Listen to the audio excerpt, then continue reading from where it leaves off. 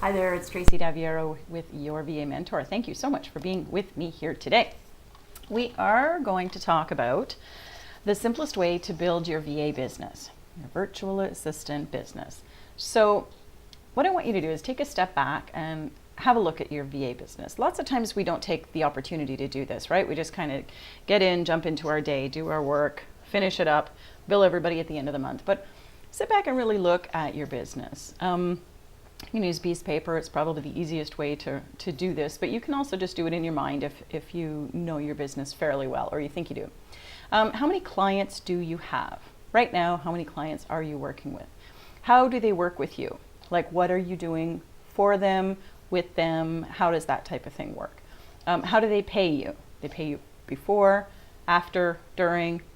Do you have to wait on checks, credit cards, that kind of thing? And then look at, or think about, and this is generally quite top of mind, are you making the amount of money that you intended to make, or that you are expecting to make every month? Now, I don't mean, are you paid up from last month, or are you paid up for the coming month? What I mean is, in general, are you happy with how much money you're making every month, working for those clients or with those clients, doing the things that, they need you to do or that you're doing for them? And then the next question is, these are a lot of questions, I know, so that's why I said the piece of paper. Got it. So write these things down. How many clients you have, how do they work with you, how do they pay you, are you making as much as you expected to make, and are you happy with the tasks you're doing every day? That's really key. The last one is really, really important, because sometimes the answer to that question is yes, and sometimes it's no, and sometimes it's a little bit of both. It's very, very easy to get into a yes mode. When somebody says, I also need you to do this, I also need you to do this, you can just continue saying yes.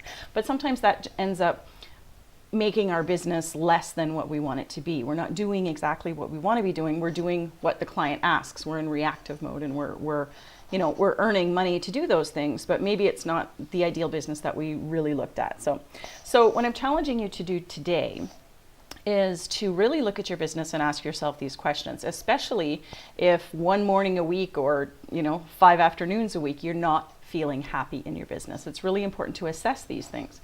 If you don't have enough clients, you need to make a plan to get new clients. If you don't have good clients, then you need to make a plan to get better ones.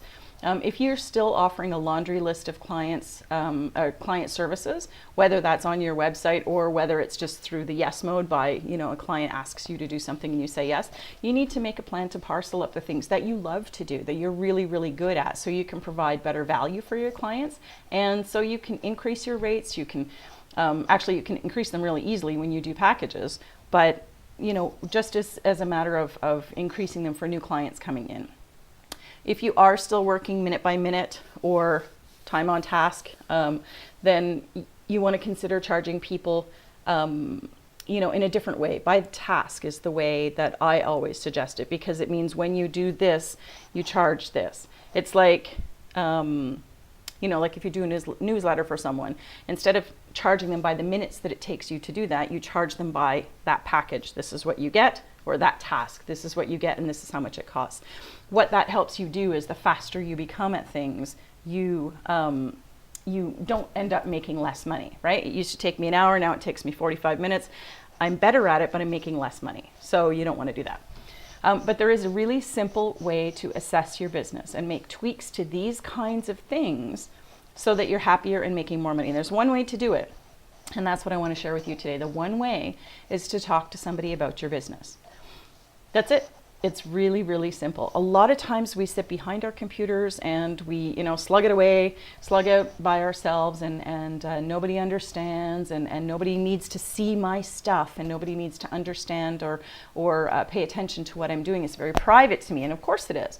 But when you talk to somebody about your business, and this can be a coach, a client, a colleague, a prospect, it can be anybody. I'm not talking about paying for, coaching support or something, although that's always a really good way to do things.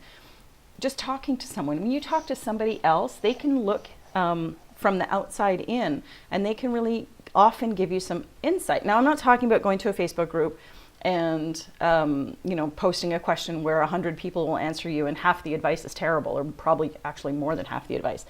I'm talking about somebody who, is of your level, is at your level or above your level. So if you have a colleague, I have my accountability partner who, I would be nothing without, really, because we bounce ideas off each other all the time and we give each other really solid feedback on plans that we have, on things that we've done. Have a look at this. What do you think? How does it speak to you? Is it going to get across what I want to get across?